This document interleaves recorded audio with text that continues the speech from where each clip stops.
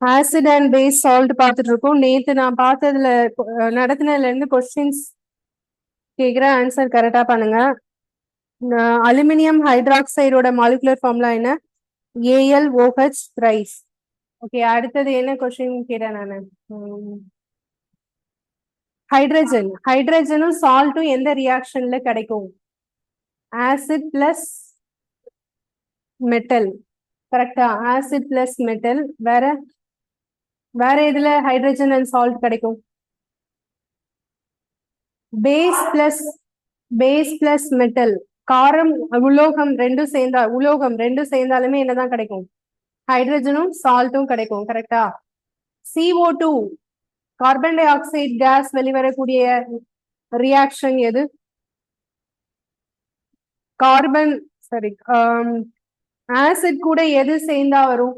Metal carbonates அல்லது metal hydrogen carbonates. இதே base கூடனா base plus carbonate, base and metal bicarbonates. சரி, நான் மெட்டல். பேஸ் கூட நான் மெட்டல் சேர்ந்ததுன்னா நமக்கு என்ன கிடைக்கும்? CO2 கேஸ் வந்து ஃபார்ம் ஆகும்.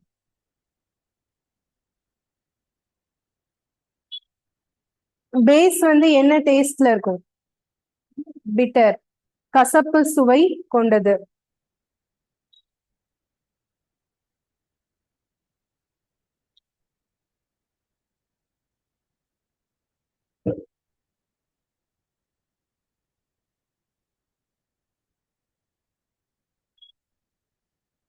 ஓகே, இப்ப அடுத்தது இன்னைக்கு நெக்ஸ்ட் இது பார்க்கலாம்.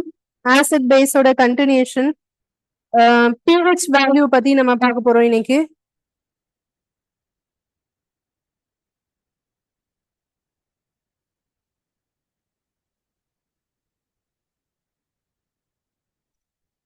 இன்னொன்னு நேத்து சொன்ன எல்லோ கலர் வந்து பேஸ்ல சேர்ந்துச்சுன்னா என்னவா மாறும்னு சொன்னோம். எல்லோ எல்லோன்னு சரி. டர்மரிக் வந்து பேஸ்ல சேர்ந்ததுன்னா என்ன கலரா மாறும்? சிவப்பு நிறம், ரெட் கலரா மாறும். இதே மாதிரி நேச்சராவே டை சாயம் இருக்கக்கூடிய வேற ஏதாவது சொல்லணும்னா ஹைபிஸ்கஸ் ரோசா சைனன்சிஸ் சொல்லாமா? அதுனா என்னது? செம்பருத்தியோட சாறு எடுத்தோம்னா பிங்க் கலர்ல இருக்கும். பிங்க் கலர் வந்து ஆசிட் ஊத்தீங்கன்னா அதே பிங்க் கலர் அப்படியே இருக்கும், மாறாது. ஆனா அதுல பேஸ் சேர்த்தீங்கன்னா அந்த பிங்க் கலர் மாறிடும். அது என்ன கலரா மாறும் தெரியுமா? இதே மாதிரி பீட்ரூட் ஜூஸ் இருக்கு இல்லையா? பீட்ரூட் சாறு, அப்புறம் வந்து முட்டைக்கோஸ் இருக்குல்ல, கேபேஜ்ல நிறைய டிஃப்ரெண்ட் கலர்ஸ் இருக்கு. பர்பிள், அப்புறம் ரெட் கலர் கேபேஜ், இதுல எல்லாம் வந்து அதோட சாறு எடுத்துட்டு அதுல நம்ம ஆசிட் சேர்த்தா அதோட நிறம் மாறவே மாறாது, நேச்சுரலா அப்படியே இருக்கும். பட் நீங்க பேஸ் சேர்த்தீங்கன்னா அந்த பீட்ரூட்டா இருந்தா பீட்ரூட் சாறுல சேர்க்கும் போது அது வந்து கிரீன் கலரா மாறும். ஓகேவா? அதே மாதிரி இந்த ஹைபிஸ்கஸ் ரோசா அதுலயும் வந்து என்னதான் மாறும்? கிரீன் கலரா, சாரி எல்லோ கலரா மாறும். எல்லோ கலர் ஹைபிஸ்கஸ்ல வந்து பேஸ் வந்து எல்லோ கலரா மாறும். ஸோ இதெல்லாம் இண்டிகேட்டர்ஸ், ஒரு ஆசிட் ஒரு பேஸா இருக்கா இல்லையா அப்படின்னு கண்டுபிடிக்கிறதுக்கான இண்டிகேட்டர்ஸ். லிட்மஸ் பேப்பர் தவிர இதுவும் நேச்சுரல் இண்டிகேட்டர்ஸ் தான் இப்ப நான் சொன்னது. ஓகேவா?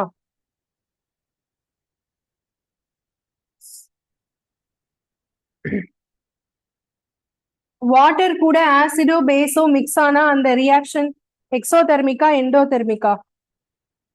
எக்ஸோதெர்மிக், ஹைலி எக்ஸோதெர்மிக், அப்படிதானே? ஆசிட் கூட வாட்டர் சேர்க்கும் போது டைரக்டா சேர்க்க முடியாது. ஸோ அது வந்து கொஞ்சம் கொஞ்சமா தான் ஆட் பண்ண முடியும். ஸோ அது வந்து எக்ஸோதெர்மிக். ஹீட்டை பயங்கரமா எவால்வ் ஆகும். ஸோ ஹீட் அதிகமா வரும்போது அது நம்ம பக்கத்துல நின்னாலே நமக்கு ஏதாவது பாதிப்பு அதிகமா இருக்கும். ஸோ அதனால அது எல்லா ப்ராசஸுமே வந்து என்னன்னு சொன்னோம், ஹைலி எக்ஸோதெர்மிக். அதுதான் லாஸ்டா நேற்று பார்த்தது. அடுத்தது போலாம். நெக்ஸ்ட்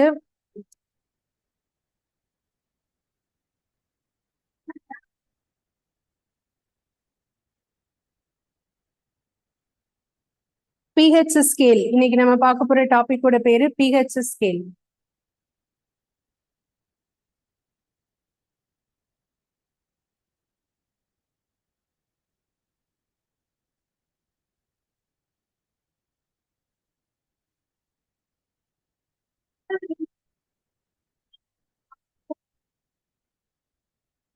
இதுதான் நேத்து நம்ம லாஸ்டா பார்த்தது.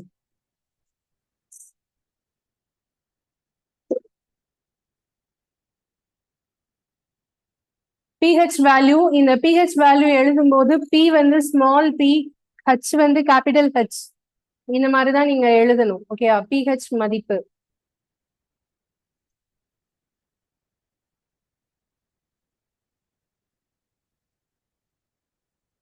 இந்த pH வேல்யூங்கிறது எதுக்கு யூஸ் ஆகுது அப்படின்னா, இந்த ஆசிட் அண்ட் பேஸா அப்படிங்கிறத மென்ஷன் பண்றதுக்கான ஒரு ஸ்கேல், இதுதான் வந்து pH ஸ்கேல்னு சொல்லுவோம், ஒரு அளவீடு. ஓகே, இந்த pH ஸ்கேல்னா அதுல கண்டிப்பா மெஷர்மெண்ட் இருக்கும் இல்லையா? அந்த மெஷர்மெண்ட் எதுல இருந்து எது வரைக்கும் இருக்கும்னா 0 to 14 வரைக்கும் இருக்கும். ஓகேவா?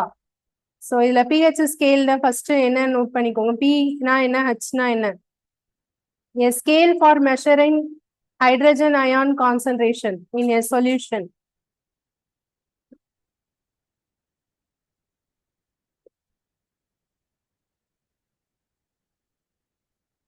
A scale for measuring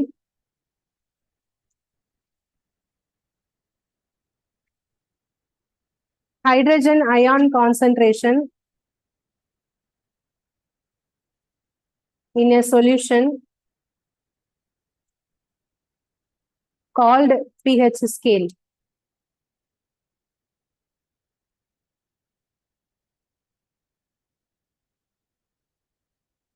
ஒரு கரைசலில் உள்ள ஹைட்ரஜன் அயனி செறிவை ஹைட்ரஜன் அயனியின் செறிவை அளக்க உதவும் கருவி. சோ அளக்க உதவும் அலகு, அதுதான் pH மதிப்பு. இதுல P stands for, the P stands for P, small p ன்னு சொல்றோம்ல, அந்த P அப்படிங்கிறது எதுக்காக?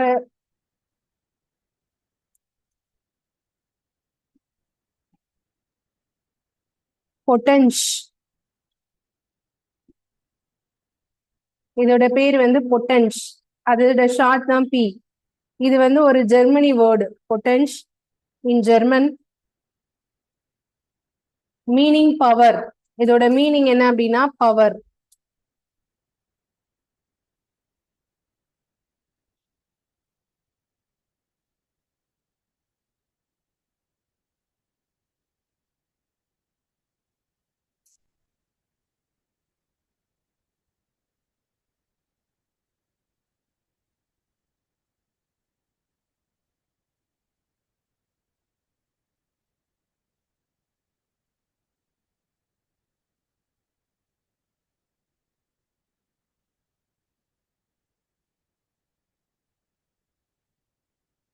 திறன், பவர்னா திறன் அர்த்தம். ஓகேவா? ஜெர்மனி வார்த்தை, அதோடைய அர்த்தம் வந்து திறன் அப்படின்னு சொல்லுவோம்.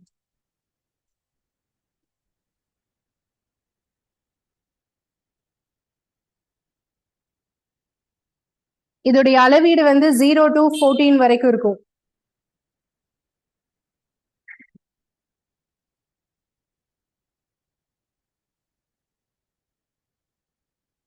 We can measure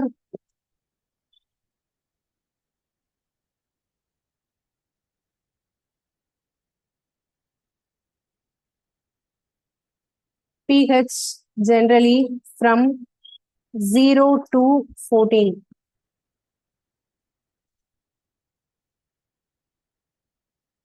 மதிப்புகள் பொதுவாக 0 முதல் 14 வரை இருக்கும். இப்ப இதுல வந்து எக்ஸாக்டா 0 அப்படின்னு இருந்துச்சுன்னா அது வந்து வெரி அசிடிக், மிக மிக அதிக அமிலத்தன்மை கொண்டது. ஓகேயா? இந்த வேரியேஷன் வந்து 0ல இருந்து 14 வரைக்கும் எப்படி வேரி ஆகுதுன்னா 0 to 7 வரைக்கும் எதை மீன் பண்ணும்? ஆசிட். எக்ஸாக்டா 7 இருந்தா அது வந்து நியூட்ரல், 7க்கு மேல இருந்தா பேஸ், காரம்.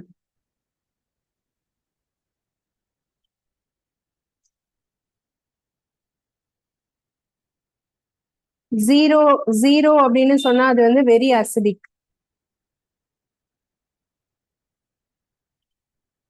14 அப்படின்னா அது வந்து very alkaline.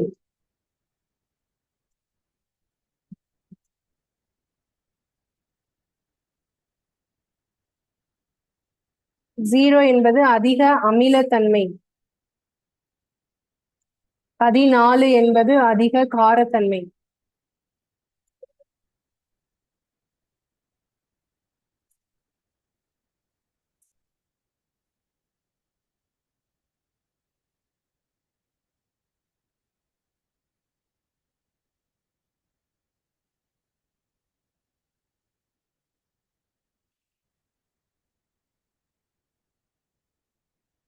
The pH value of neutral solution. Neutral solution அப்படின்னு சொன்னா அதோட வேல்யூ வந்து 7. Neutral solution is 7.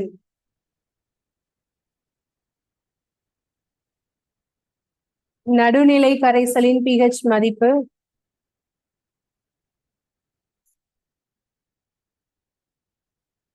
7.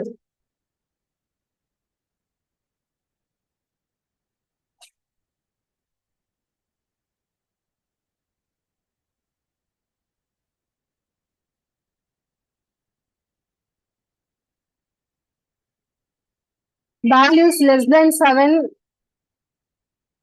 represent acidic solution.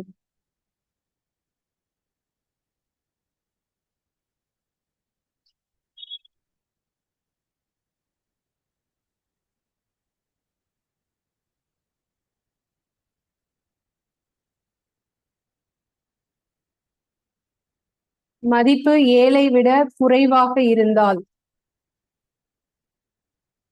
அமில கரைசலை குறிக்கும்.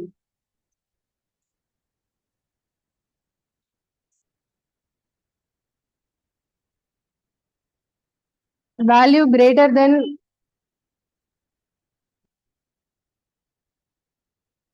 7 means basic solution.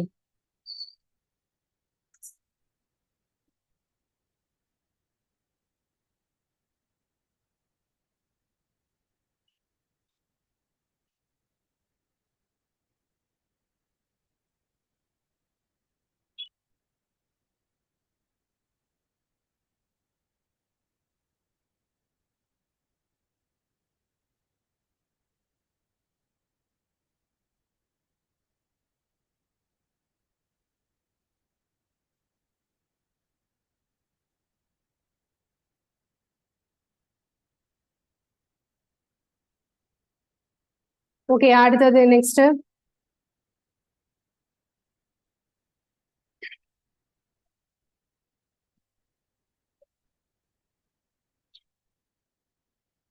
இப்ப வந்து ஒரு வேல்யூ 2 இருக்குன்னு வச்சுக்கோங்களேன்.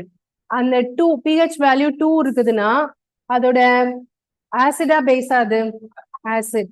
ஓகே, அந்த ஆசிட் ஸ்ட்ராங் ஆசிடா வீக் ஆசிடா? அதாவது pH வேல்யூ வந்து 1 to 7 வரைக்கும் இருக்கு இல்லையா? அதுல 1, 2, 3 இந்த மாதிரி இருக்கிற கம்மியா இருக்கிற வேல்யூஸ் எல்லாம் ஆசிடோடைய ப்ராப்பர்ட்டி எப்படி இருக்கும்? கிரேட்டரா இருக்கும். ஓகேவா? 7க்கு நியர்பையா இருக்கு 6.5 அப்படிலாம் இருந்துச்சுன்னா அது வந்து அசிடிக் ப்ராப்பர்ட்டி எப்படி இருக்கும்? கம்மியா இருக்கும். சரியா? Week acid. ஸோ அதுதான் அதோடைய பாயிண்ட், அது தெரியணும். அதே மாதிரி 7க்கு அபவ் இருக்கக்கூடியதுல 8, 9 இதெல்லாம் வந்து பேஸோட வேல்யூல ஸ்ட்ராங்கா வீக்கா? வீக். அப்போ பேஸ்ல எந்த வேல்யூ ஸ்ட்ராங்னு சொல்லணும்? 14, 13 இதெல்லாம் வந்து ஸ்ட்ராங். ஓகேவா?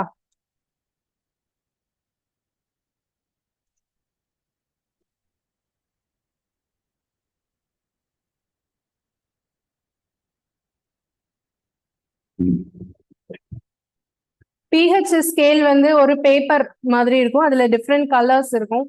அதெல்லாம் அந்த கலர்ஸ் வச்சுதான் நம்ம இதை வந்து கண்டுபிடிப்போம். இப்போ நம்ம ஒரு சில வேல்யூ பிஹெச் வேல்யூ வந்து நோட் பண்ணிக்கலாம். அதுதான் இம்பார்ட்டன்ட். அதை வந்து மெமரி பண்ணிக்கணும். நீங்க சில வேல்யூஸ் வந்து மெமரி பண்ணிக்கோங்க. அதுல ஃபர்ஸ்ட் வந்து கேஸ்ட்ரிக் ஜூஸ், நம்மளோட மனிதனோட வயிற்றில் சுரக்கக்கூடிய இரைப்பை நீர் அப்படின்னு சொல்லுவோம். அதோடைய பிஹெச் வேல்யூ கேஸ்ட்ரிக் ஜூஸோட பிஹெச் வேல்யூ வந்து 1.2 அப்படின்னா அது எவ்வளோ ஆசிடிட்டி இருக்கிறதா பார்த்துக்கோங்க. 1.2 ரொம்ப ரொம்ப கம்மி. ஸோ அப்போ நம்ம சாப்பிடாம இருந்தோம்னா அல்சர் ஃபார்ம் ஆகுறதுக்கு இதுதான் ரீசன். அது தெரியும் தானே எல்லாருக்கும்? ஓகே, நம்ம பசியை தூண்டக்கூடிய ஒரு ஆசிட் தான் இந்த கேஸ்ட்ரிக் ஜூஸ் தான். அதோடைய ஆசிட் வந்து பிஹெச் வேல்யூ 1.2. ஸோ ரொம்ப ரொம்ப அசிடிட்டி அதிகமா இருக்கக்கூடியது. தமிழ்ல இதை என்ன சொல்லுவோம்னா இரைப்பை நீர். இதோட பிஹெச் வேல்யூ வந்து 1.2. ஓகே, ஸோ அடுத்தது blood, human blood. Important question, நிறைய டைம் ரிப்பீட்டட் கொஸ்டின். ஸோ இது வந்து 7.4. சரியா, 7.4 to 7.5. இதுல எது வேணா சொல்லலாம் நீங்க. ஆவரேஜ் வேல்யூ வந்து 7.4, பட் 7.5 வரைக்குமே நம்ம சொல்லலாம். ஆப்ஷன்ல எது இருக்கோ அதுக்கு ஏத்த மாதிரி போட்டுக்கலாம். அண்ட் மனிதனின் ரத்தம், ஓகேயா, 7.4 to 7.5. ஸோ அதுக்கு அடுத்தது வந்து என்ன அப்படின்னா மில்க் ஆஃப் மெக்னீஷியா, அதாவது மெக்னீஷியா பால்மம் அப்படின்னு சொல்லுவோம். எக்ஸாம்பிள், நாம வந்து ஜெலிசில்னு ஒரு டானிக் குடிச்சிருக்கீங்களா? அது வந்து எப்படி இருக்கும் பாக்குறதுக்கு? பிங்க் கலர்ல இருக்கும். ஸோ அதோட அதுதான் மில்க் ஆஃப் மெக்னீஷியா. ஆக்சுவலா அது வந்து ஒயிட் கலர்ல கூட இருக்கு. மில்க் ஆஃப் மெக்னீஷியாவோட பிஹெச் வேல்யூ வந்து 10.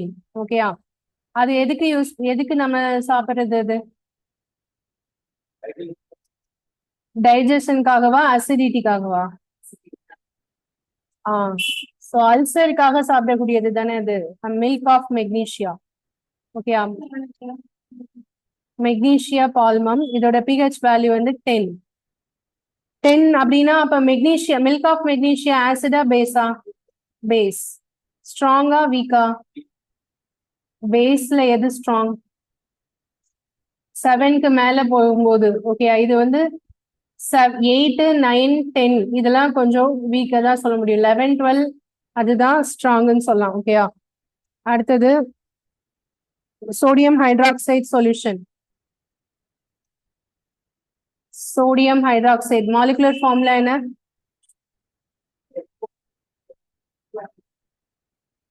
NaOH தான், ட்வைஸ் வராது.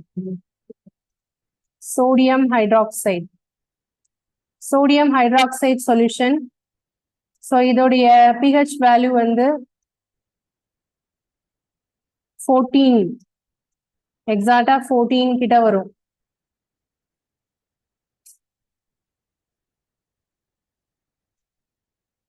ஸோ இதுதான் ஸ்ட்ராங்கஸ்ட் பேஸ். பேஸ்லயே அதிகமான வலிமையானது இதுதான்.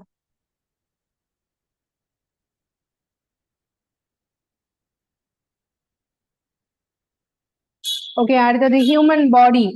நம்மளோட பாடி வந்து நார்மலா பிஹெச் வேல்யூ எவ்வளவு இருக்கும் அப்படின்னு பாத்தீங்கன்னா 7.7 to 7.8. ஸோ இதான் ஹியூமன் பாடியோட பிஹெச் வேல்யூ. மனித உடலின் பிஹெச் மதிப்பு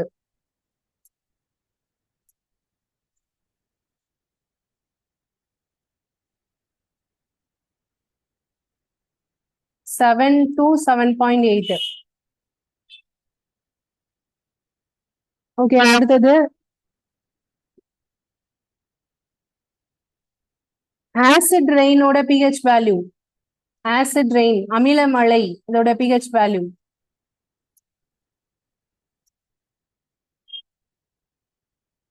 ஆசிட் ரெயினோட பிஹெச் வேல்யூ வந்து 5.6.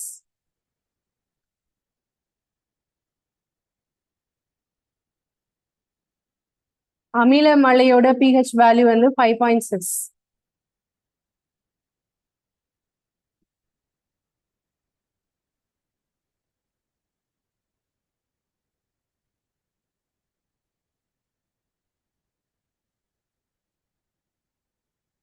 சலைவா, நம்மளோட உமிழ்நீர். உமிழ்நீரோட பிஹெச் வேல்யூ வந்து 6.5 to 7.5.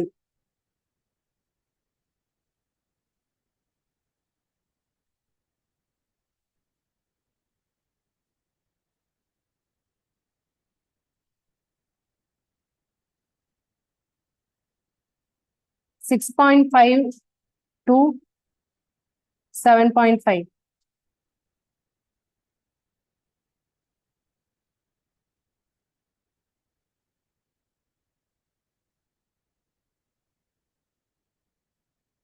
ஓகேயா? ஸோ இந்த வேல்யூஸ் எல்லாருமே கண்டிப்பா மெமரி பண்ணிருக்கணும். ஆசிட் ரெயின்னா என்ன, அதை பத்தி சொல்லுங்க. அமில மழைனா என்ன? மழையில அமிலம் சேர்ந்துருமா? எப்படி சேரும்? மழை தண்ணியில அமிலம் சேர்ந்தாதான் அதுக்கு பேர் என்ன சொல்லுவோம்? அமில மழைன்னு சொல்லுவோம். கரெக்டா? அது எப்ப நடக்கும்?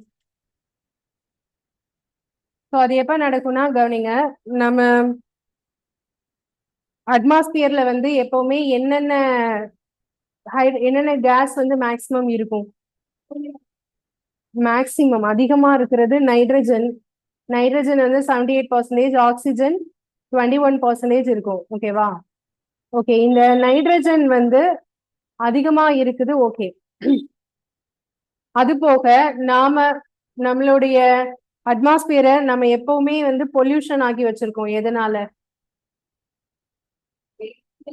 வெஹிக்கிள்ஸ். ஓகே, வெஹிக்கிள்ஸ் அதிகமா பயன்படுத்துறோம். அதுல இருந்து புகை வெளியே வருது. அந்த புகை எதனால வெளியே வருதுன்னா, நம்ம டீசல், பெட்ரோல் இந்த ரெண்டும் எரிக்கும் போது வரக்கூடிய புகை இருக்கு இல்லையா, அது வந்து ரீசைக்கிள் ஆகாது, அப்படியே அட்மாஸ்பியர்ல சுத்திட்டே தான் இருக்கும். ஓகே, அப்படி இருக்கும்போது அதுதான் என்ன அப்படின்னு பாத்தீங்கன்னா, அந்த அட்மாஸ்பியர்ல இருக்கக்கூடியதுதான் என்ன அப்படின்னு பாத்தீங்கன்னா N2O அண்ட் S2O. இதுக்கு பேர் என்ன வாசிங்க? N2O எப்படி வாசிக்கலாம்? Nitrogen oxide, sulphur oxide. இது ரெண்டும் எதுல இருந்து வரக்கூடியது? பெட்ரோல் அண்ட் டீசல் இந்த ரெண்டையும் எரிக்கிறதுனால ஃபியூயல், இந்த ரெண்டு ஃபியூயல் யூஸ் பண்றதுனால வரக்கூடிய புகையில இது கண்டிப்பா இருக்கும். ஓகே, இது அட்மாஸ்பியர்ல ரீசைக்கிள் ஆகாம சுத்திட்டே இருக்கும். ஸோ மழை தண்ணி வருதுன்னு வச்சுக்கோங்க, மழை தண்ணினா H2O தானே. இது கூட H2O சேரும் போது இது என்ன ஆகும்னா N2Oவும் H2Oவும் சேர்ந்து அது என்னதான் மாறிடும்? HNO3 மாறிடும். ஓகேவா? இது என்ன ஆசிட்? இதுக்கு பேர் என்ன? HNO3. Nitric acid. இதுக்கு பேர் என்ன? Nitric acid. சோ இது வந்து நம்மளோட மழையில சேர்ந்துரும் நைட்ரிக் ஆசிட். இது வந்து என்னன்னா H2SO4. இது என்னது? Sulphuric acid. ஓகே, கந்தக அமிலம். சோ இந்த சல்பூரிக் ஆசிட் வந்து இந்த ரெண்டு ஆசிடும் சேர்ந்து மழை தண்ணியில சேர்ந்துருச்சுன்னா அதுக்கு பேர் தான் என்ன? Rain. Acid rain. Okay, nitric அமிலம், சல்பூரிக் அமிலம். இது ரெண்டும் எதனால வரக்கூடியது? அட்மாஸ்பியர்ல எது இருக்கிறதுனால? N2O இருந்தா அது நைட்ரிக் அமிலம், S2O இருந்தா அது என்னது? சல்பூரிக் அமிலம். இதுக்கு எக்ஸாம்பிள் டெல்லி தான் நம்ம இந்தியாலேயே பொல்யூட்டட் சிட்டி, தெரியும் தானே? டெல்லியில தான் வேர்ல்டு ஃபேமஸ் ஆன உலக அதிசயத்துல ஒன்னான தாஜ்மஹால் இருக்கா? ஆக்ரா. தாஜ்மஹால் எதுக்காக ஃபேமஸ்? Marble, white marble. அது கட்டப்பட்ட சலவை கல். ஓகேயா? அது வந்து அவ்வளவு நுணுக்கமா அந்த கல்லுல எல்லாமே செதுக்கி இருப்பாங்க. அந்த கல்லு தான் ஃபேமஸே. பார்க்கும்போது பளிச்சுன்னு ஒயிட் கலர்ல தெரியும். ஓகேவா? ஆனா இந்த ஆசிட் ரெயின் அது மேலயும் படும்ல, அப்ப என்ன ஆகுது? அந்த ஒயிட் கலரே போய் அது என்னதான் மாறிடுது? ப்ரௌனிஷா மாறுது.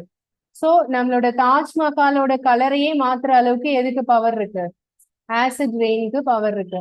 சோ கொஞ்ச நாள் அதோடைய அந்த என்ன சொல்றது, தனித்தன்மை போயிடுச்சுன்னா அத வேர்ல்டு வண்டர்ல வச்சிருப்பாங்களா அப்படிங்கிறதே டவுட் தான், அப்படிதானே?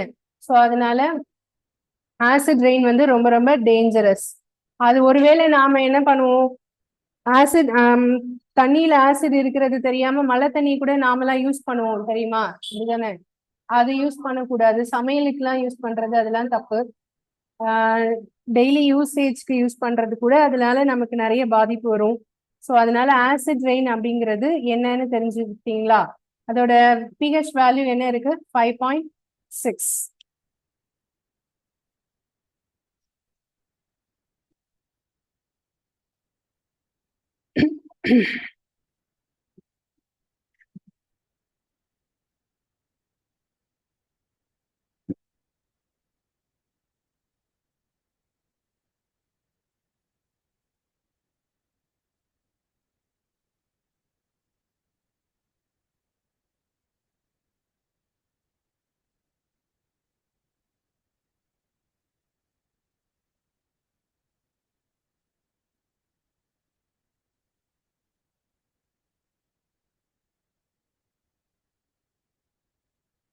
ஓகே, அடுத்தது அந்த மெக்னீஷியா, மில்க் ஆஃப் மெக்னீஷியான்னு சொன்னல, அதோட யூசஸ் வந்து எழுதிக்கலாம்.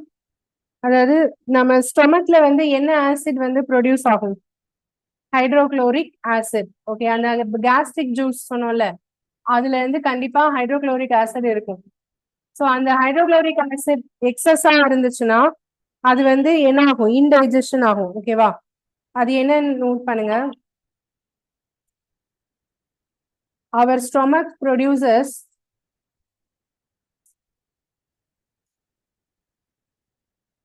hydrochloric acid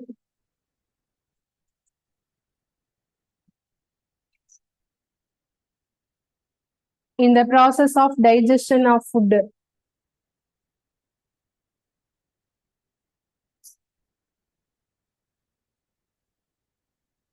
During indigestion,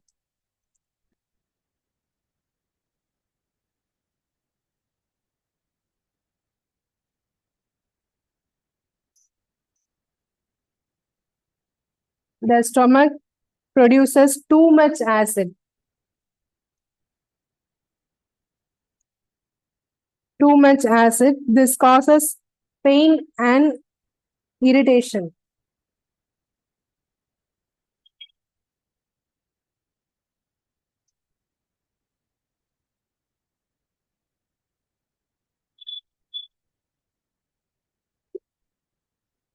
To get rid this of pain,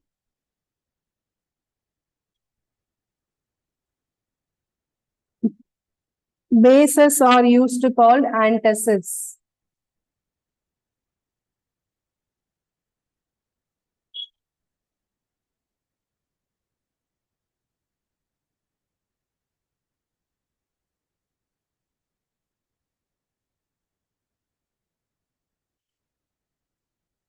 இந்த ஆன்டாசிட்ஸ்க்கு எக்ஸாம்பிள்ஸ் தான் மெக்னீசியம் ஹைட்ராக்சைடு அண்ட்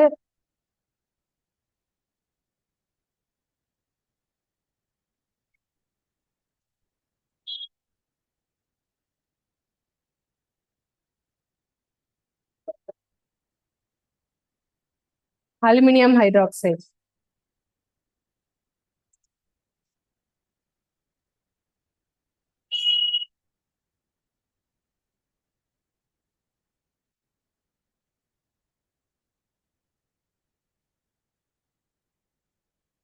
தமிழ்ல நம்மளுடைய வயிற்று பகுதியில் ஹைட்ரோகுளோரிக் அமிலம் சுரக்கப்படுகிறது.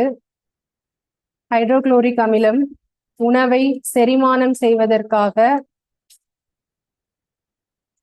சுரக்கப்படுகிறது. செரிமானமின்மை கோளாறுகள் வரும்போது இந்த அமிலம் மிக அதிக அளவு சுரக்கப்படுவதால் வலியையும்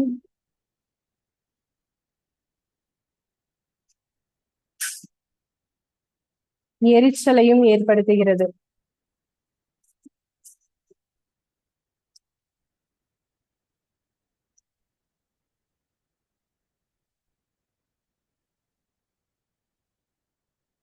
இதிலிருந்து விடுபட காரங்கள் பயன்படுத்தப்படுகிறது.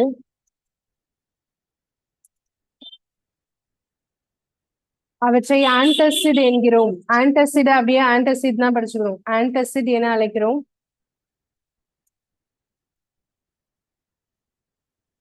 இதற்கு எடுத்துக்காட்டு ஆன்டிபயாட்டிக்னா தெரியுமா? அதுனா என்ன? ஆன்டிபயாட்டிக் டேப்லெட் ஏதாவது சொல்லுங்க.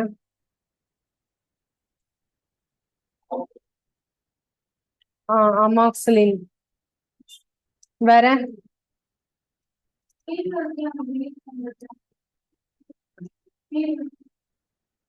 இல்ல, அது இல்ல.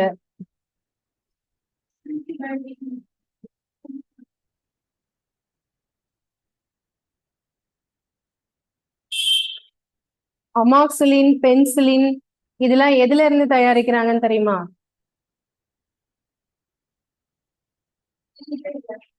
பங்கஸ், பூஞ்சையில இருந்து தயாரிக்கிறாங்க. ஆன்டாசிட் இப்ப நாம சொல்ற ஆன்டாசிட்ங்கிறது எதுக்கு எதிராக?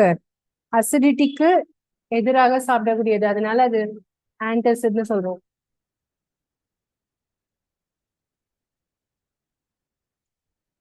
அது ரெண்டும் ஒரே மாதிரி நேம் இருக்கிறதுனால நான் சொன்னேன். ஆன்டாசிட்க்கும் ஆன்டிபயாட்டிக்கும் சம்மந்தம் இல்லை, புரியுதா? ஆன்டாசிட் வேற, ஆன்டிபயாட்டிக் வேற.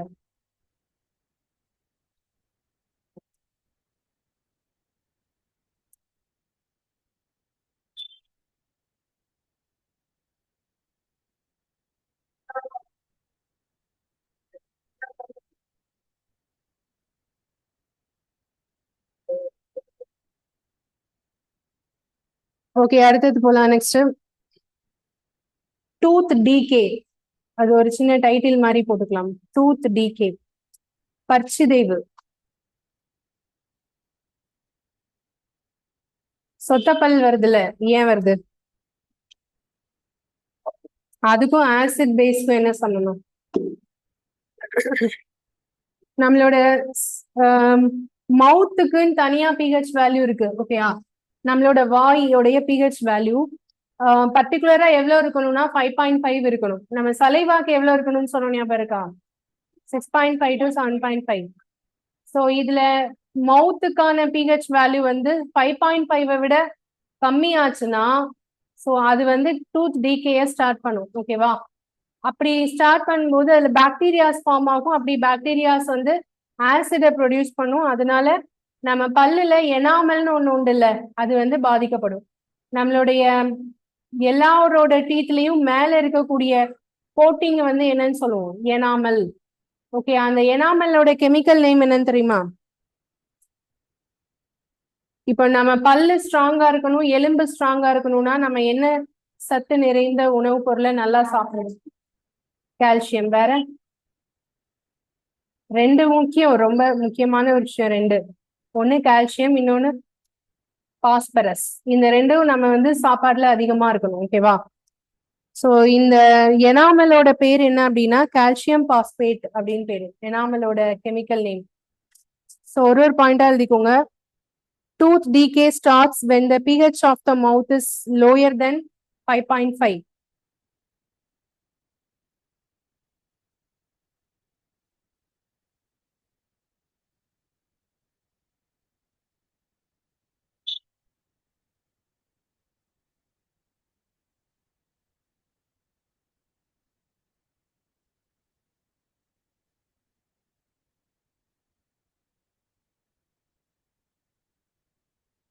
வாயின் pH மதிப்பு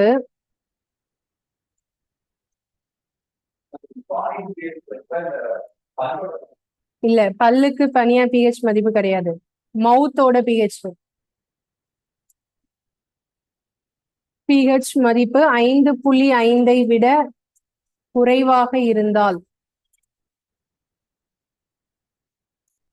பற்சிதைவு உண்டாகும்.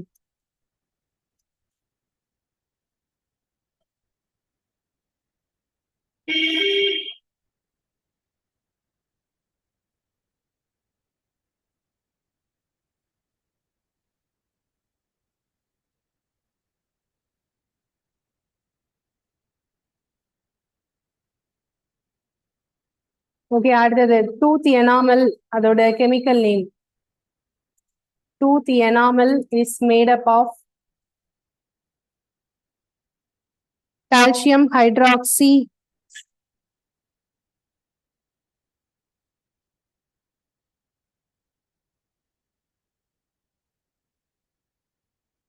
made up of calcium phosphate மட்டும் கொடுக்கணும். calcium phosphate.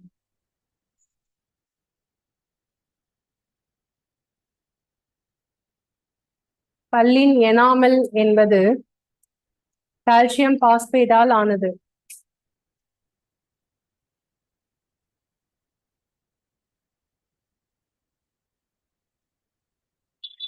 It is the hardest substance in the body. Very very important question. இந்த எனாமல் தான் மனிதனோட உடலிலேயே மிக கடினமான பகுதி. Enamel is the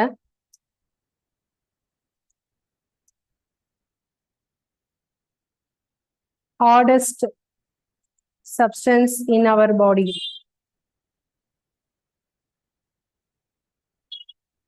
எனாமல் என்பது மனித உடலின் மிக கடினமான பகுதி.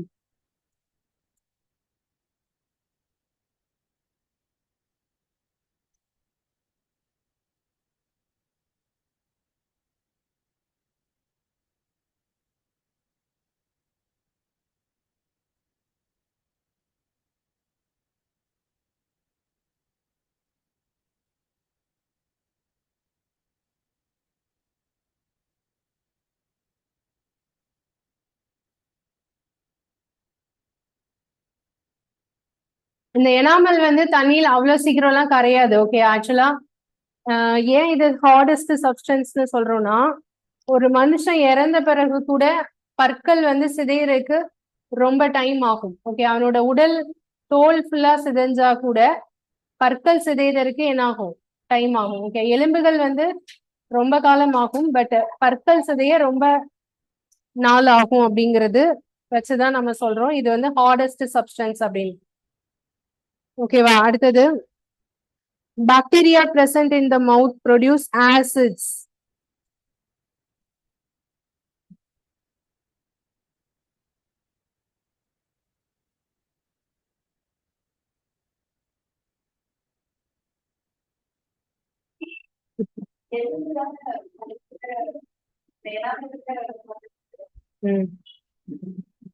இல்ல இல்ல, எலும்புதான் ஹார்டஸ்ட். இதுல எப்படின்னா, எலும்பு வந்து அதை விட டைம் ஆகும் அப்படிங்கறதுனால சொல்றீங்களா? ஓகே. பற்கள், எலும்பு இந்த ரெண்டுல எது சீக்கிரமா சிதைவடையும் அப்படின்னு கேட்டா, ஃபர்ஸ்ட் வந்து பற்கள் தான், அதுக்கப்புறம் தான் எலும்பு. ஓகேயா? ஆனா எனாமல் ஏன் ஹார்டஸ்ட் சப்ஸ்டன்ஸ் சொல்றோம் அப்படின்னா, பற்களோட மேற்பகுதி எனாமல் ஸ்ட்ராங்கா இருந்ததுன்னா எலும்புடைய டைமுக்கு கூட என்ன ஆகும்? இது சிதைவடைறதுக்கு ரொம்ப காலமாகும். அது வேணா நம்ம ரிசர்ச் பண்ணி நான் சொல்றேன். ஆக்சுவலா சரி, ரெஃபர் பண்ணி சொல்றேன். எனாமல் அப்படிங்கிறது ஹார்டஸ்ட் சப்ஸ்டன்ஸ் சொல்ல காரணம் சிதைவறதுக்கு அதிகமா காலம் எடுத்துக்கிறதுனால. இப்போ எலும்பு பிரச்சனை நம்ம உடம்புல இருக்குன்னு வச்சுக்கோங்களேன், அதிகமான வயதானவங்களுக்கு எலும்பு பிரச்சனை இருக்கும் தானே எல்லாருக்குமே. எலும்பு தேய்மானம் சொல்றோமா? ஆனா எனாமல்ல அந்த மாதிரி இருக்குமா? ஒருத்தருக்கு பல் வந்து வயதானா ஃபுல்லா போயிடும், பல்லு போயிடும். ஆனா எலும்புடைய பற்களுடைய தேய்மானம் அப்படின்னு இருக்காது. புரியுதா? சோ அதனால ஹார்டஸ்ட் சப்ஸ்டன்ஸ் சொல்றது அது ஒரு ரீசன். இப்ப பாக்டீரியா இது வந்து எதனால டூத் டீகே வருது? சொத்தப்பல் நமக்கு எதனால வருது? டூத் டீகேனா அதுதானே. அது எதனால வருது? பாக்டீரியானால. பாக்டீரியா எப்படி ஃபார்ம் ஆகுது? பாக்டீரியா பிரசன்ட் நம்ம சாப்பிடுற சாப்பாடுல நம்ம எப்பவுமே நம்ம உடம்புல எப்போதுமே என்ன இருக்கும்? பாக்டீரியாஸ் இருக்கும். அது குட் பாக்டீரியாவும் இருக்கலாம், பேட் பாக்டீரியாவும் இருக்கலாம். ஓகேயா? அந்த பாக்டீரியாஸ் வந்து எதை ப்ரொடியூஸ் பண்ணுதுன்னு கேட்டா என்னது? ஆசிட்ஸ். ஓகே, ஆசிட் வந்து ப்ரொடியூஸ் பண்ணுது. ஸோ அதுதான் இதுல இம்பார்ட்டன்ட். அதனாலதான் நம்ம ஆசிட் பேஸ்ட் டாபிக்ல டூத் டீகே பத்தி படிச்சுட்டு இருக்கோம். Bacteria present in the mouth produce acids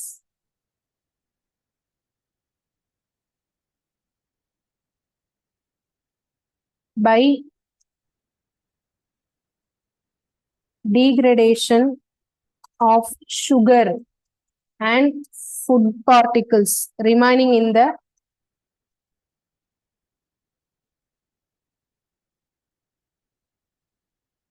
mouth after eating.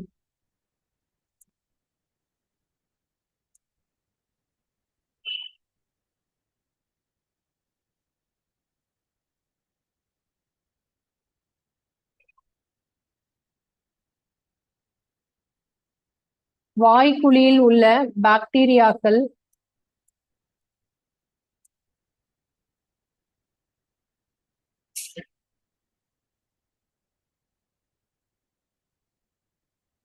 சர்க்கரை சிதைப்பதன் மூலமாகவும்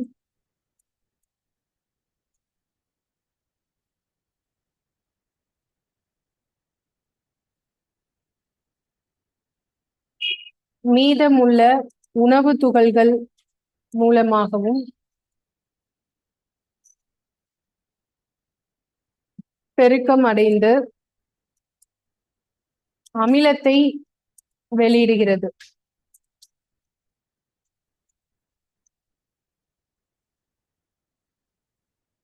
ஓகேயா?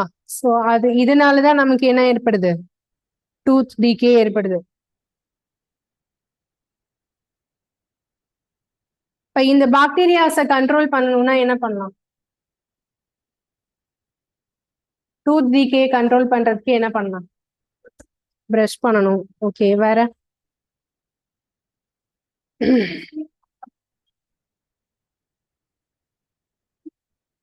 அந்த டூத் பேஸ்ட் நாம யூஸ் பண்றது என்ன ப்ராப்பர்ட்டியோட இருக்கணும்? பேசிக்.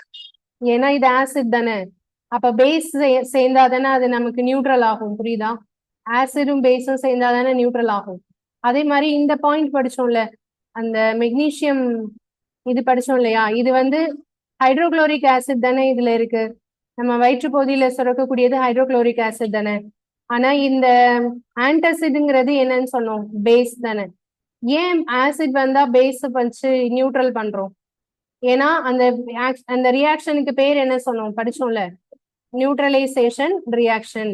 ஒரு ஆசிடும் ஒரு பேஸும் சேர்ந்துச்சுன்னா அதுல என்ன நடக்காது?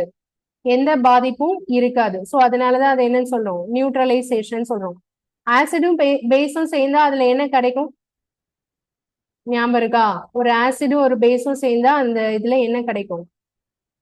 Salt plus water. கரெக்டா? So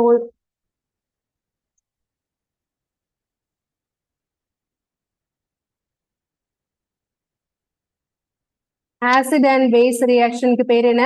neutralisation reaction. அதுல என்ன கிடைக்கும்? Salt and water.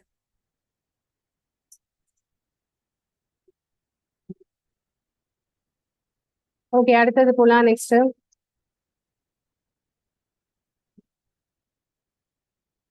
இப்ப நான் ஒரு பாயிண்ட் சொன்னேன், டூத் பேஸ்டும் ஒரு பேஸ் தான், அதை நோட் பண்ணிக்கலாம். Using tooth paste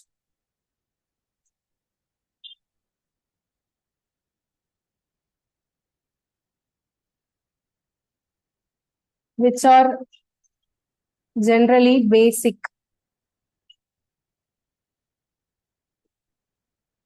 for cleaning teeth can neutralize the excess acid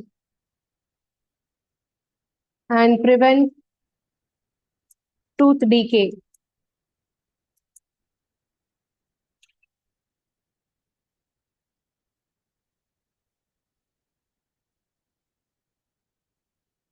காரத்தன்மை கொண்ட பற்பசைகளை பயன்படுத்துவதன் மூலம் அதிக அமிலத்தன்மையை குறைத்து பற்சிதைவை தடுக்கலாம்.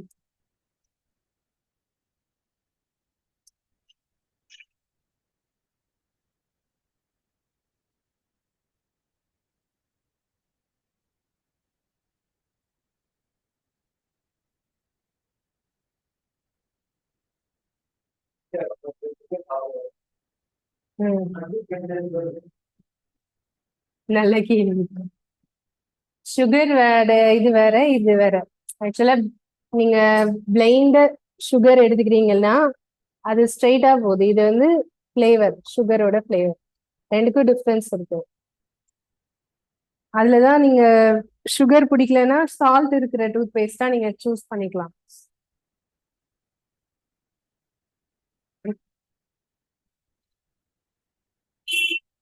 வெறும் சுகர் வந்து எதுக்கு? பாக்டீரியாவுக்கு அதிகமா என்ன செய்யும்? உற்பத்தி ஆகுறதுக்கு யூஸ் ஆகும்.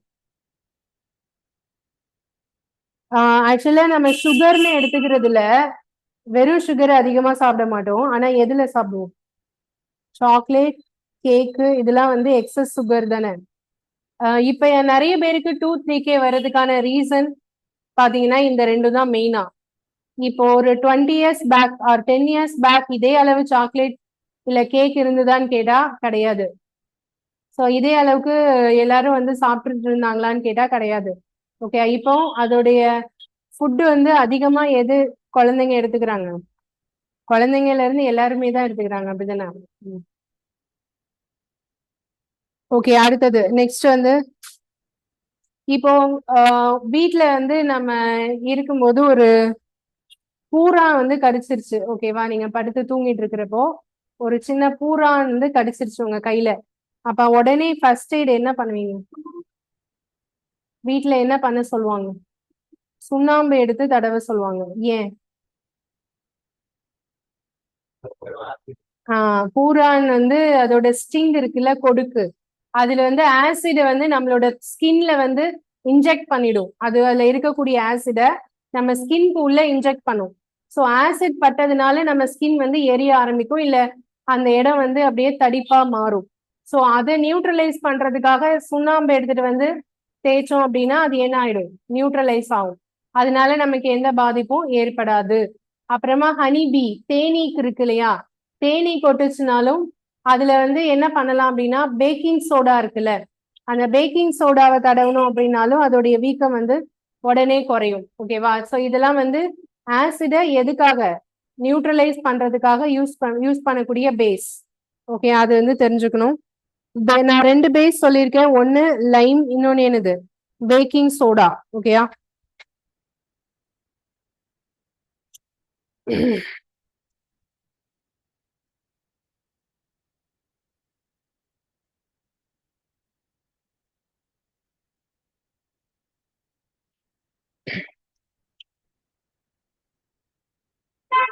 ஓகே, அடுத்தது போலாம். நெக்ஸ்ட் வந்து சால்ட் டாபிக் வந்து சால்ட். இப்ப நம்ம ஆசிட் பார்த்தோம், பேஸ் பார்த்தோம். இப்ப அடுத்து என்ன பார்க்க போறோம்? சால்ட் பத்தி பார்க்க போறோம். ஆல்ரெடி சொன்ன சால்ட் அப்படின்னா பவுடர் ஃபார்மேட்ல இருக்கிற எல்லாமே என்னன்னு சொன்னேன், சால்ட். இந்த சால்ட்ல வந்து யூசஸ் அதிகமா இருக்கும், அதுதான் நம்ம இதுல படிக்கணும். அப்ளிகேஷன்ஸ். நம்ம நார்மலா வீட்ல யூஸ் பண்ணக்கூடியது என்னது? சமையலுக்கு பயன்படுத்தக்கூடியது என்னது? Sodium chloride.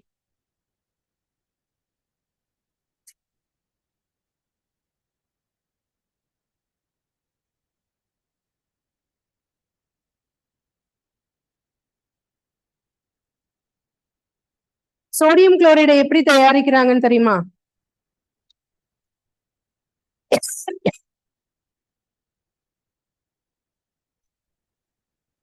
கடல் தண்ணிய எவாபரேட் பண்ணி அதுல வந்து கீழே என்ன இருக்கும்? தனியா உப்பு மட்டும் தனியா தங்கும் இல்லையா? சோ இதுக்கு பேர், இந்த ப்ராசஸ்க்கு பேர் என்னது? எவாபரேஷன். ஓகே, ஆவியாதல். கடல் தண்ணி ஆவியாகி கடைசியில உப்பு மட்டும் தனியா கிடைக்கிறது, அதான் இது. நமக்கு உப்புலே 2 டைப் இருக்கு. நார்மலா சோடியம் குளோரைடு ஒண்ணு, இன்னொன்னு ராக் சால்ட், பாறை உப்பு அப்படின்னு சொல்றது. ஓகேயா? இப்போ இமயமலை பகுதிகள்லாம் இருக்கு இல்லையா, அந்த நார்த் சைட்ல அங்கெல்லாம் கடல் கிடையாது இல்லையா? அங்க உள்ள மக்கள் ஸ்டார்டிங் ஆரம்பத்துல எப்படி உப்பை பயன்படுத்தி இருப்பாங்க? நிறைய பொருள் கெட்டு போகாம இருக்கணும்னா உப்பு தானே வச்சு பதப்படுத்துவாங்க. ஸோ இப்ப வந்து கடல் இருக்குது, நமக்கு தெரியும், உப்புன்னு யூஸ் பண்றோம். அப்ப கம்யூனிகேஷன் இல்லாத ரொம்ப நாள் முன்னாடி இருக்கிற டைம்ல எல்லாம் வந்து அவங்க என்ன பண்ணிருக்கணும்? பாறை உப்பு தான் யூஸ் பண்ணிருக்கணும். ஓகேவா? அந்த பாறை உப்புன்னு சொல்லக்கூடியது இந்த கோல் நம்ம சுரங்கம் தோண்டுவோம் இல்லையா, அது மாதிரி பாறைகளுக்கு இடையில தேங்கி இருக்கும், அதுதான் பாறை உப்புன்னு சொல்லக்கூடியது. அதுக்கு பேரும் சோடியம் குளோரைடு தான். ஓகேவா? இப்ப இன்னும் சொல்லணும்னா இந்துப்புன்னு சொல்றாங்கல்ல இப்போ, அதுதான் அந்த ராக் சால்ட். ஓகேவா? எது பெஸ்ட்? ராக் சால்ட்டா இல்ல சோடியம் குளோரைடு நார்மலா நம்ம யூஸ் பண்றதா? ஆக்சுவலா இந்த உப்பு சேர்க்கறதுனால நமக்கு என்ன யூஸ்? நம்ம உடம்புக்கு உப்பு சத்துங்கிறது வேணுமா? அந்த சால்ட்ல வந்து என்ன இருக்கணும்னா அயோடின் இருக்கணும். அயோடைஸ்டு சால்ட்டா இருந்தா அது நமக்கு தேவையானது. ஓகேவா? தைராய்டு ப்ராப்ளம் வந்து வராது. ஏன்னா தைராய்டுக்கு என்னதான் ரீசன்? அயோடின் கம்மியா இருக்கிறது ரீசன். ஓகேவா?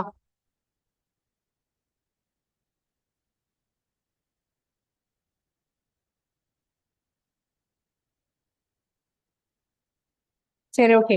ஸோ இப்ப சால்ட் பத்தி பார்க்கலாம். சால்ட் வந்து ஃபர்ஸ்ட் நார்மல் சால்ட்டோட கெமிக்கல் நேம் நோட் பண்ணிக்கோங்க. காமன் சால்ட்டுக்கும் சோடியம் குளோரைடு தான், ராக் சால்ட்டுக்கும் சோடியம் குளோரைடு தான். ஆமா ஆமா. ராக் சால்ட் அப்படிங்கிறது சோடியம் குளோரைடு.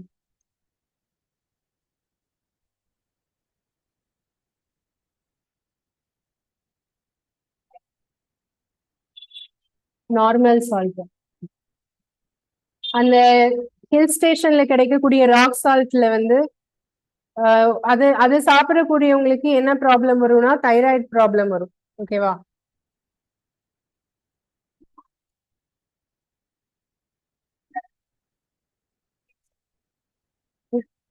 அது அயோடைஸ்டா இருந்தா ஓகே, அது அயோடின் கம்மியா இருந்தா ப்ராப்ளம்.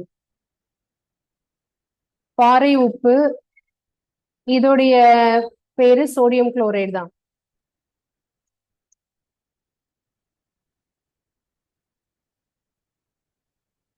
காமன் சால்ட்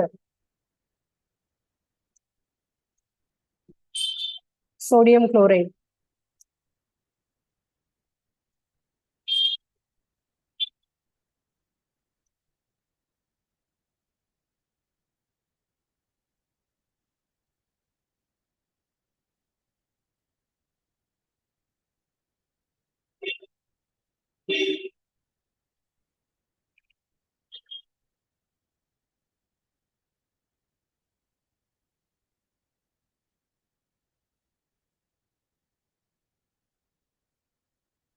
இந்த சோடியம் குளோரைடு வந்து நமக்கு இதுல மட்டும் யூஸ் ஆகல, நம்ம சமையலுக்கு பயன்படுத்துறதுல மட்டும் யூஸ் ஆகல.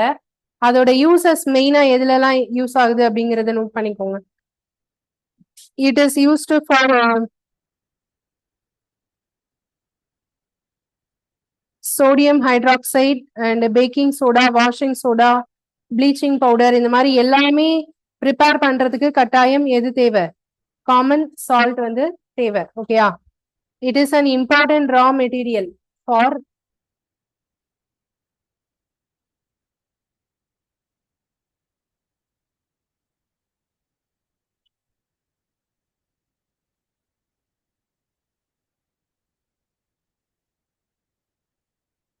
preparation of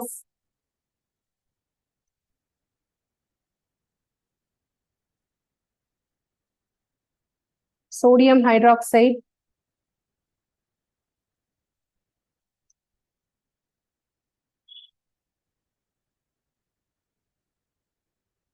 baking soda,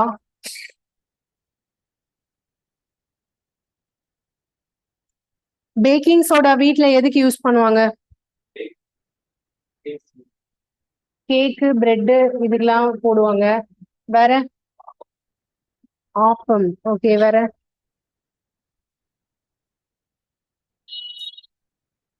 bleaching powder.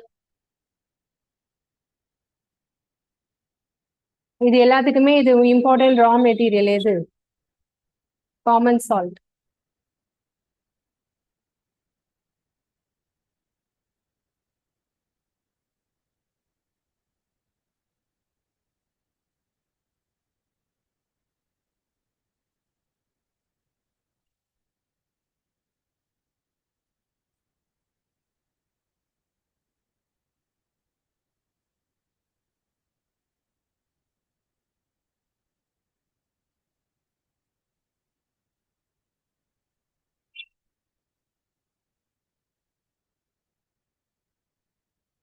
Washing soda வந்து சலவை, சலவை சோடான்னு சொல்லுவோம் தமிழ்ல.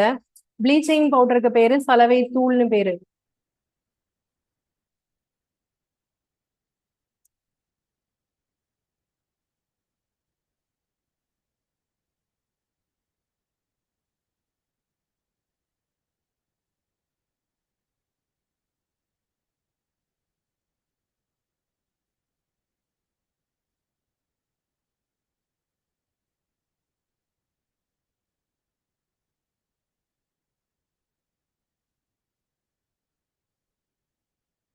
ஓகேயா? ஸோ இப்போ அதுக்கு அடுத்தது ஒவ்வொன்றா யூசஸ் வந்து பார்க்க போறோம். First bleaching powder. Bleaching powder எப்படி ப்ரிப்பேர் பண்றோம், அது எப்படி எதுக்கெல்லாம் யூஸ் ஆகுது?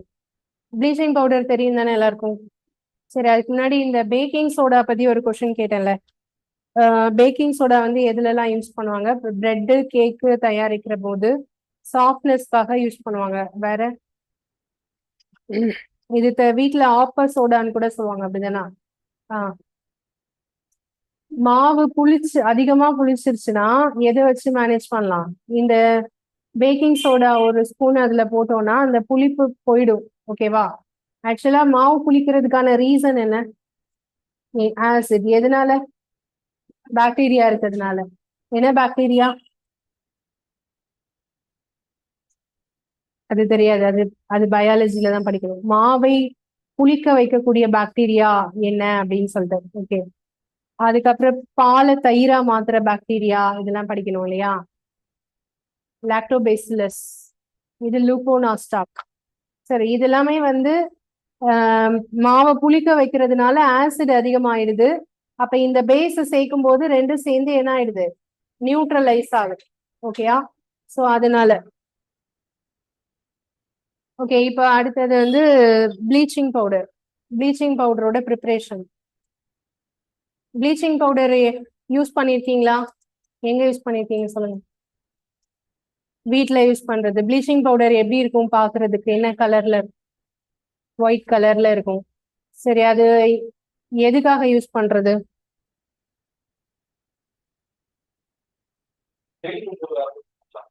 ஸ்ட்ரெயின் ரிமூவரா யூஸ் பண்ணலாம். வேற? வேற?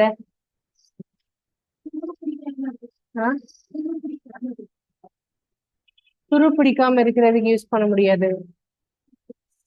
வேற? நிறைய ஆல்கா பாசிலாம் வளர்ந்துருந்தா இதை போடுவாங்க, அப்புறம் அது போயிடும். வேற? பாத்ரூம் கிளீன் பண்றதுக்கு. முக்கியமா ஒண்ணு சொல்லுங்க, அது என்னது? கார்பரேஷன் வாட்டர் இருக்குல்ல, அதுல வந்து குளோரின் ஸ்மெல் வரும்ல, அதுல குளோரின் போடுறது ஆக்சுவலா எதுதான்? Bleaching powder. ஓகே. அப்படி பெரிய பெரிய தொட்டி எல்லாம் இருந்துச்சுன்னா, அந்த ரொம்ப நாளா பயன்படுத்திட்டு இருக்கக்கூடிய தொட்டி நம்ம வந்து அடிக்கடி வாஷ் பண்ண முடியாது, கிளீன் பண்ண முடியாத தண்ணி தொட்டி எல்லாம் இருக்கும்ல, அதுல வந்து பாக்டீரியா அதிகமா சேராம இருக்கிறதுக்கு, ஃபங்கஸ் சேராம இருக்கிறதுக்கு என்ன போடுவாங்க?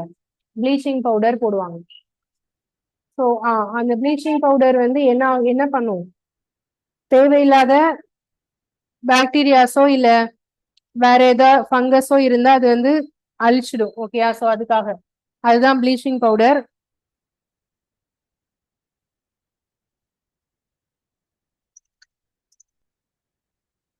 இது எதுல இருந்து இதை ப்ரிப்பேர் பண்றாங்க அப்படின்னா குளோரின் கேஸ்ல இருந்து.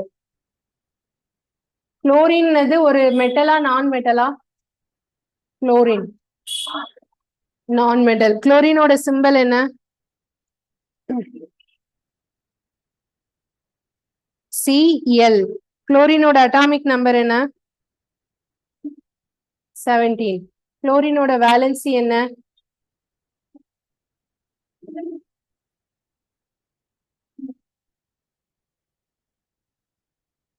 குளோரினோட வேலன்சி என்ன? 1. Chlorine gas is used for the manufacture of bleaching powder.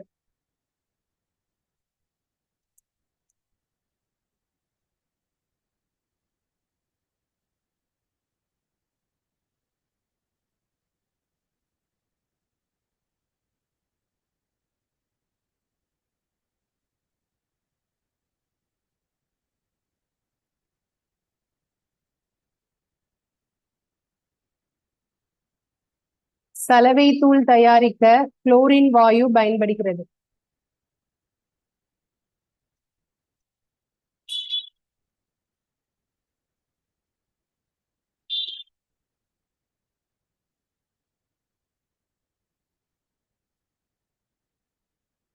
இந்த குளோரின் கேஸ் எப்படி யூஸ் பண்ணுவாங்க அப்படின்னா,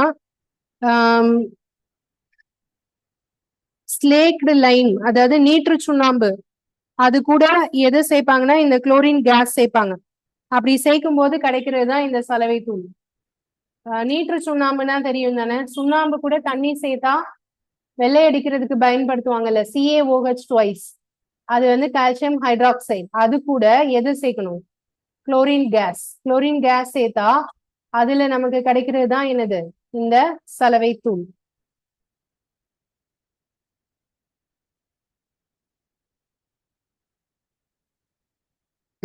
ப்ளீச்சிங் பவுடர் இஸ் அடுத்த பாயிண்ட்.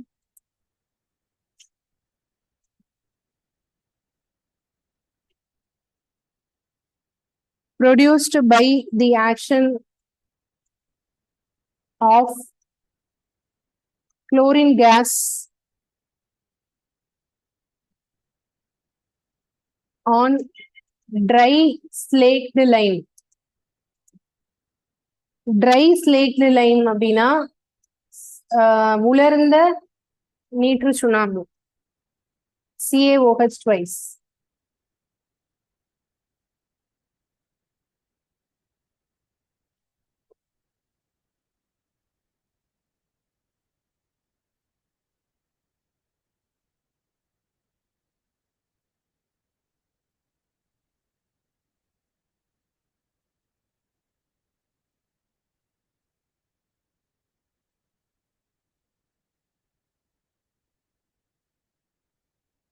இதோட மாலிகுலர் ஃபார்முலா அடுத்தது. Molecular formula of bleaching powder, சலவை தூள், அதாவது உலர்ந்த நீற்று சுண்ணாம்புடன்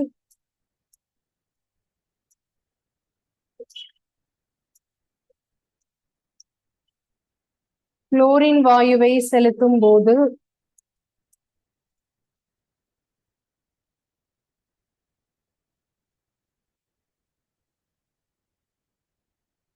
சலவை தூள் தயாரிக்கப்படுகிறது.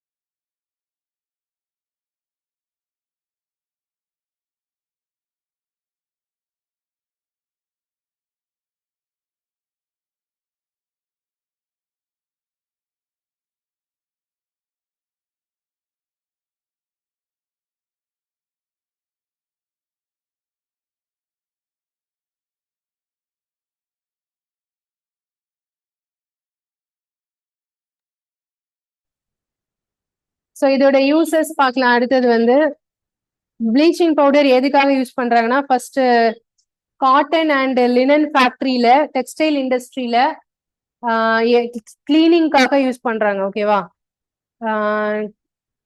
அது ஒரு இம்பார்ட்டன்ட் வந்து அதை நோட் பண்ணிக்கோங்க. இந்த கொஸ்டின்லாம் அடிக்கடி கேட்கக்கூடியது. ஆசிட் பேஸ் சால்ட்ல இந்த யூசஸ்ல இருந்து தான் ஏதாவது ஒரு கேள்வி கேட்பாங்க. ஃபர்ஸ்ட் யூஸ் என்ன அப்படின்னா, for bleaching cotton and linen in the textile industry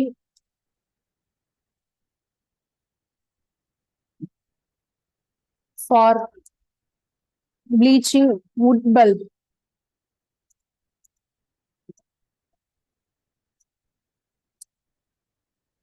in paper factories.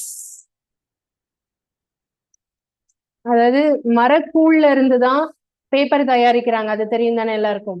So அந்த வுட் பல்ப்னு சொல்றது அதான் மரக்கூழ். அதை கிளீன் பண்றதுக்கும் நம்ம பேப்பர் ஃபேக்டரியில இதுதான் யூஸ் பண்றோம். Okay, and for bleaching washed clothes in laundry.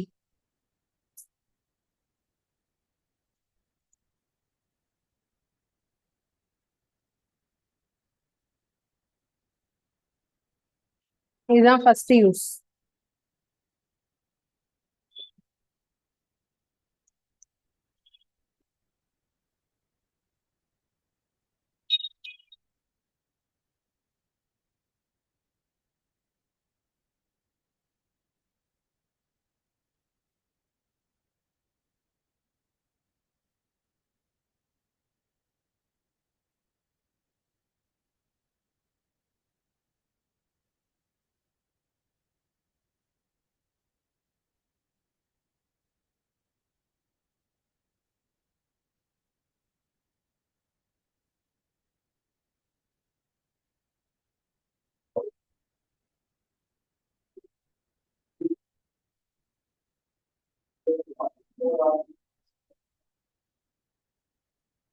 புரியல.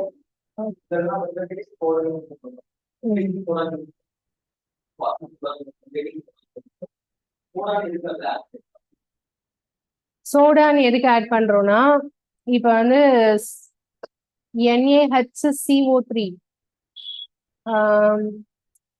நார்மலா வாஷிங் பவுடர்னு இருக்கு இல்லையா, அது வந்து சோடியம் கார்பனேட்னு வரும், Na2CO3.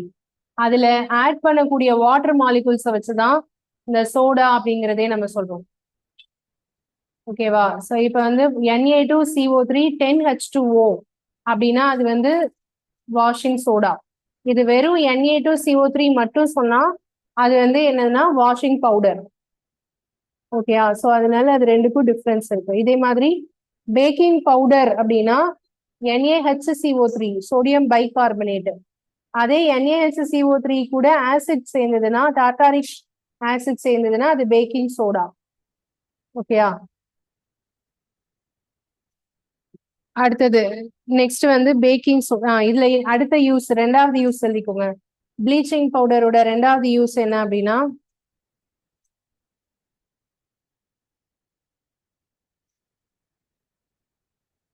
as an oxidizing agent in many chemical industries.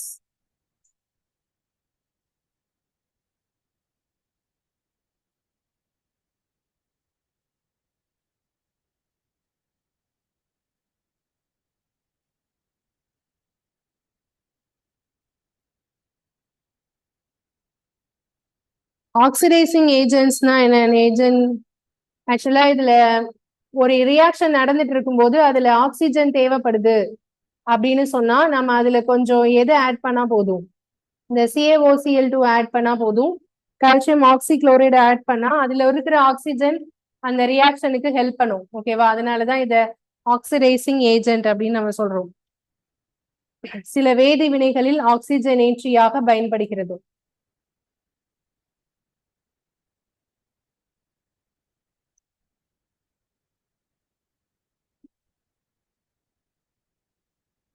நீங்க இதுவரை நம்ம படிச்சோம்ல, அதோடைய கெமிக்கல் ஃபார்முலா ஆல்ரெடி சொன்னேன்ல, அது ஞாபகம் இருக்கா? என்னது? ப்ளீச்சிங் பவுடரோட கெமிக்கல் ஃபார்முலா என்ன? மாலிகுலர் ஃபார்முலா எழுதிருக்கீங்க தானே எல்லாரும்? இல்லையா? ப்ளீச்சிங் பவுடரோட மாலிகுலர் ஃபார்முலா என்ன? நோட் பண்ணல, சாரி, அது நோட் பண்ணிக்கோங்க. ப்ளீச்சிங் பவுடர் பக்கத்துலயே பிராக்கெட்ல எழுதுங்க, CaOCl2.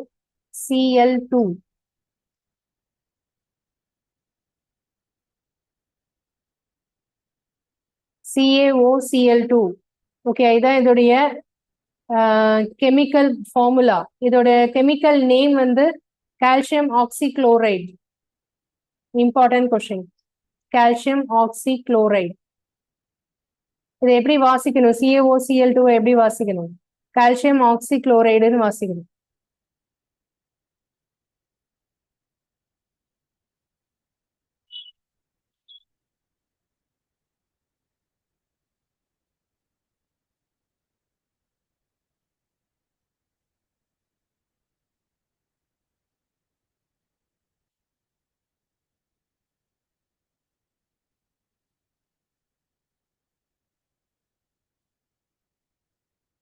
இதோட தேர்ட் யூஸ் என்ன அப்படின்னா, மூணாவது யூஸ் வந்து என்ன அப்படின்னா, to make drinking water free from germs.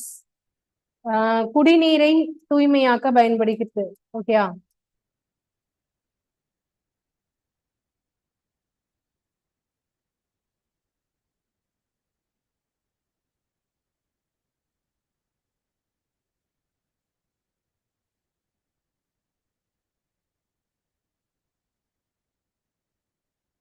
குடிநீரில் உள்ள கிருமிகளை அழிக்க பயன்படுகிறது.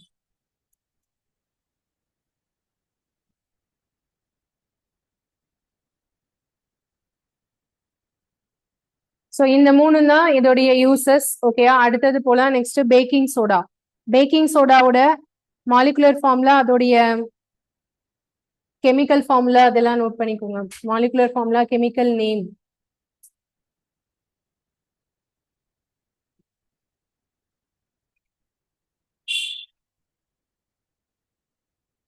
Baking soda.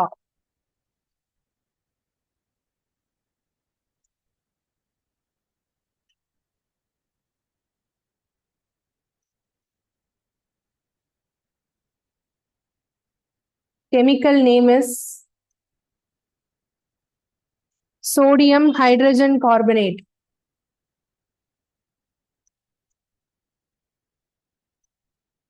Sodium hydrogen carbonate, NaHCO3.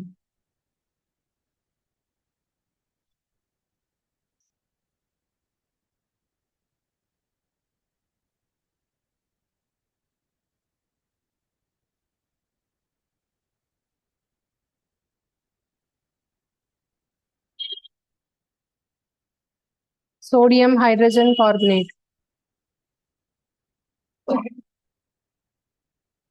அதோட மாலிகுலர் ஃபார்முலா எழுதிக்கோங்க, இதை பார்த்து எழுதிக்கோங்க. NaHCO3. 3 வந்து பேஸ்ல இருக்கணும்.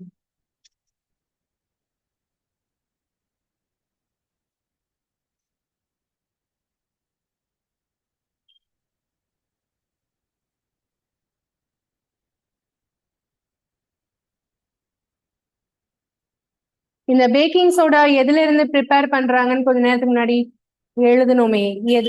இது ப்ரிப்பேர் பண்றதுக்கு முக்கியமான ரா மெட்டீரியல் எதுன்னு பார்த்தோம்.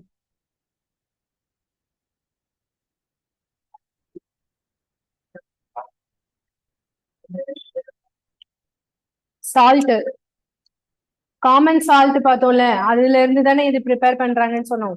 காமன் சால்ட்ல இருந்து எதெல்லாம் ப்ரிப்பேர் பண்றாங்கன்னு சொன்னோம். பேக்கிங் சோடா, வாஷிங் சோடா, அப்புறம் sodium hydroxide. Okay,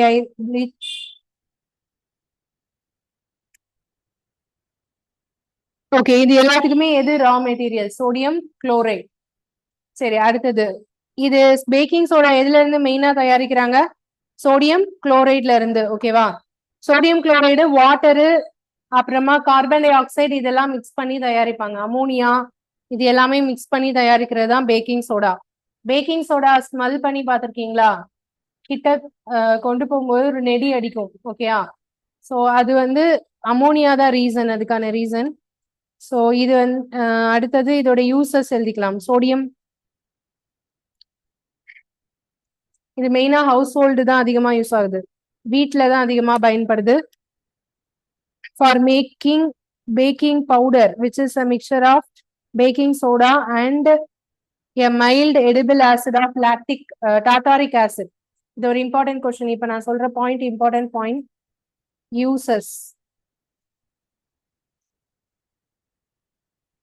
first use என்ன அப்படின்னா, for making baking powder which is a mixture of baking soda and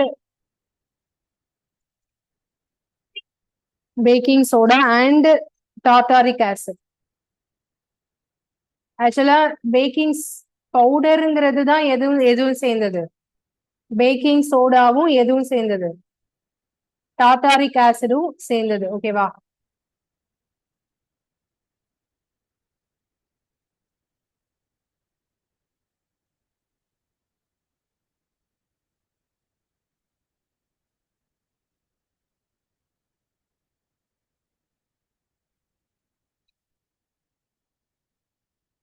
When it is heated,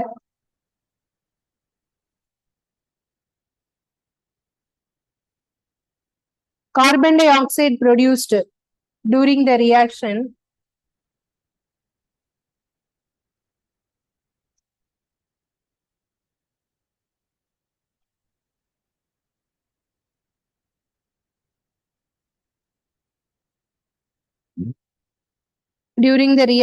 இதுதான் என்ன ஆகுதுன்னா பிரெட் அண்ட் கேக் வந்து சாஃப்ட் அண்ட் ஸ்பாஞ்சியா மாத்துது. கேன் காஸ்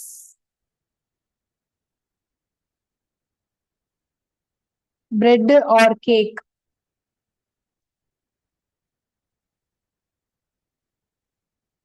to rise,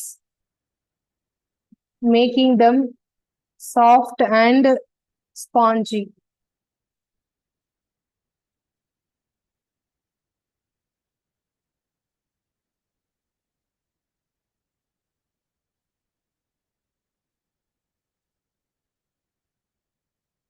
இது வந்து தமிழ்ல சமையல் சோடான்னு சொல்லுவோம் இந்த இது பேரு. ஓகேயா, சமையல் சோடா.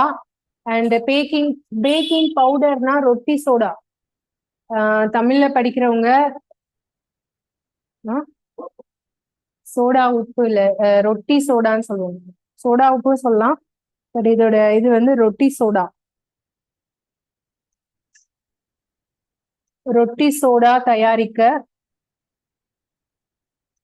பயன்படுகிறது.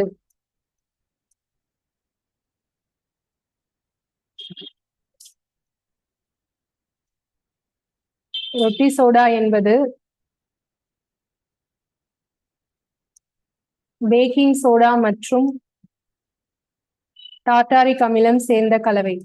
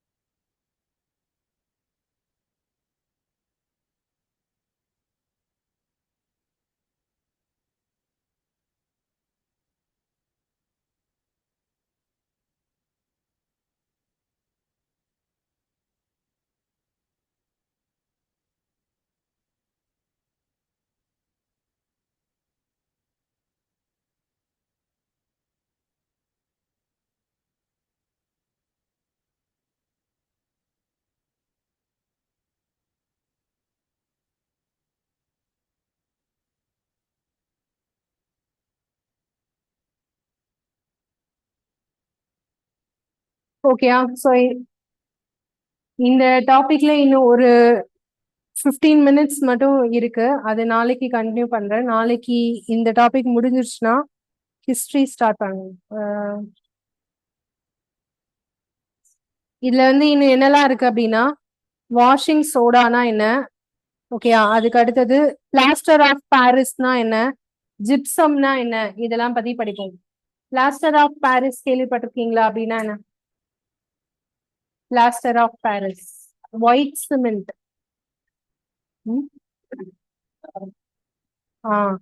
மோல்டு, இந்த சின்ன சின்ன சிலை எல்லாம் செய்வாங்க இல்லையா, அதெல்லாம் மோல்டுக்காக யூஸ் பண்ணக்கூடியது.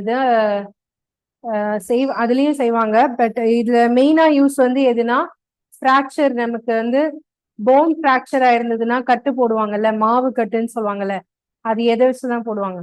Plaster of Paris.